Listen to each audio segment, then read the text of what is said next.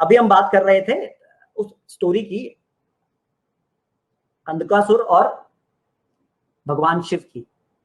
तो यहां से वास्तु पुरुष का जन्म हुआ और वास्तु पुरुष मंडल कहलाया वो पद जहां पर देवता और राक्षस निवास करते हैं। अब जब वे निवास करते हैं तो क्या होता है, वे अपने अनुसार लोगों को फल देते हैं हमारे द्वारा किए गए कार्यों के हिसाब से। उदाहरण के तौर पे मैं आपको बहुत अच्छे एग्जांपल से एक चीज समझाता हूं कि हमारे घर में वास्तु दोष है या नहीं, ये समझने का सबसे आसान तरीका मैं समझाता हूं।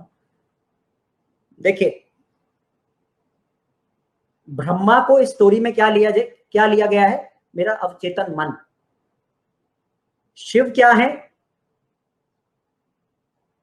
Positive energy field. अंधकासुर क्या है, असुर जो सुर में नहीं है, यानी कि नेगेटिव एनर्जी फील्ड। मैंने कोई कार्य किया, मेरे मन में एक ख्याल आया कि मैं कोई काम करना चाहता हूं,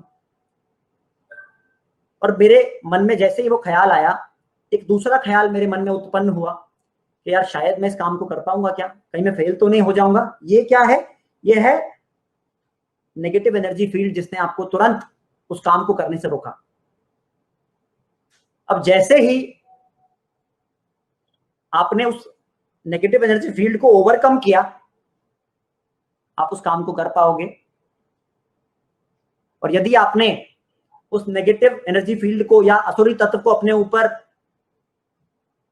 विचारों को आने दिया, तो हम उस काम में फेल हो जाते हैं। ये सबसे बेहतर तरीका है, मैं आपको बता रहा हूं।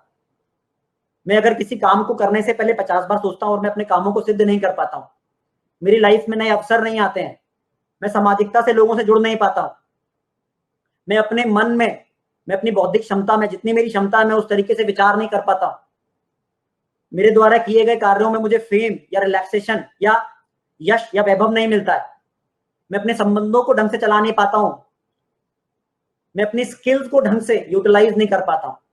कई लोग बहुत दक्ष होते हैं लेकिन वो अपने स्किल्स को ढंग से यूटिलाइज नहीं कर पाते। मैं अपने किए गए कार्यों में ढंग से गेन्स नहीं ले पाता हूं, मेरे द्वारा किए गए कार्य से मुझे उतने लाभ नहीं मिलते जितने मिलने चाहिए, मेरे को टाइम पर सपोर्ट नहीं मिलता है, मेरे दोस्तों का, मेरे मित्रों का, मेरे परिवार का, मेरी लाइफ में वो अट्रैक्शन नहीं है जो आना चाहिए।